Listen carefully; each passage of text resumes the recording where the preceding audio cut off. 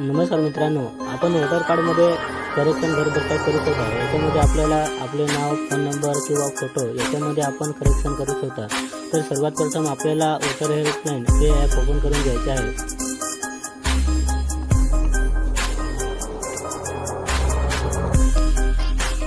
त्याच्यानंतर तुम्हाला अशा प्रकारे ओपन झालेले दिसेल। इथं आपल्याला आपला मोबाईल नंबर आणि पासवर्ड टाकून लॉगिन तुम्हाला करून घ्यायचे आहे। मी ऑलरेडी लॉगिन केलेला आहे, त्याच्यामुळे मी इथं इंटर मोबाईल नंबर आणि पासवर्ड टाकून लॉगिन करून घेतो। त्याच्यानंतर सेंड OTP याच्यावर क्लिक करा। तुम्हाला इथं OTP टाकून घ्यायचा आहे।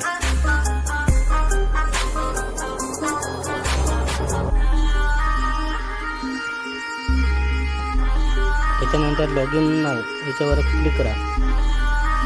त्याच्यानंतर तुम्हाला अशा प्रकारे ओपन झालेलं दिसेल। वोटर रजिस्ट्रेशन याच्यावर क्लिक करा। त्याच्यानंतर आपल्याला करेक्शन करण्यासाठी फॉर्म नंबर 8 याच्यावर क्लिक करायचे आहे। त्याच्यानंतर खाली स्टार्ट याच्यावर क्लिक करा। त्याच्यानंतर तुम्हाला अशा प्रकारे ओपन झालेलं दिसेल। Do you already have voter ID number विचारलेला आहे, तर आपण इथं येस करून नेक्स्ट करा। त्याच्यानंतर वोटर ID नंबर इथं आपल्याला एंटर करून घ्यायचा आहे।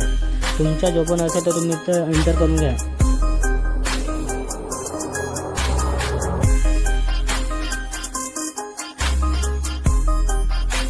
त्याच्यानंतर स्टेट इथं तुमचा जो पण असेल तर तुम्ही सिलेक्ट करून घ्या। त्याच्यानंतर फीस डिटेल याच्यावर क्लिक करा। त्याच्यानंतर प्रोसीड याच्यावर क्लिक करा। त्याच्यानंतर तुम्हाला अशा प्रकारे ओपन झालेलं दिसेल। त्याच्यानंतर नेक्स्ट करा। त्याच्यानंतर खाली आल्यावर तुम्हाला इथे आधार कार्ड नंबर टाकायचा आहे। तुमचा जो पण आधार कार्ड नंबर असेल तो तुम्ही इथे टाकून घ्या। त्याच्यानंतर खाली इथं तुमचा मोबाईल नंबर असेल तर तुम्ही एंटर करून घ्या। त्याच्यानंतर नेक्स्ट करा। त्याच्यानंतर तुम्हाला अशा प्रकारे ओपन झालं दिसेल।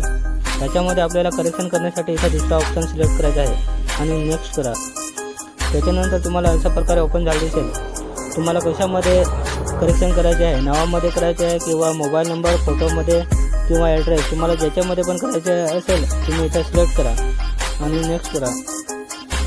त्याच्यानंतर तुम्हाला इथं लक्षात द्या, इथं नाव टाकताना आपल्याला इथं नाव आणि मधलं नाव टाकायचं आहे। नाव आणि मधलं नाव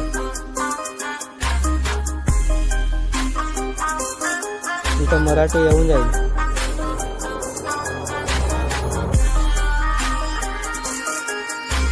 इथं तुम्हाला सरनाम खाली टाकायचं आहे। त्याच्यानंतर प्रूफ म्हणून तुम्हाला काय द्यायचं आहे ते तुम्ही इथं देऊ शकता। मी इथं आधार कार्ड देतो। त्याच्यानंतर नेक्स्ट करा। त्याच्यानंतर तुम्हाला अशा प्रकारे ओपन झालं दिसेल। इथं आपल्याला खाली प्लेस दिलेला आहे। तुमचा जो पण प्लेस असेल तो तुम्ही इथं टाकून घ्या।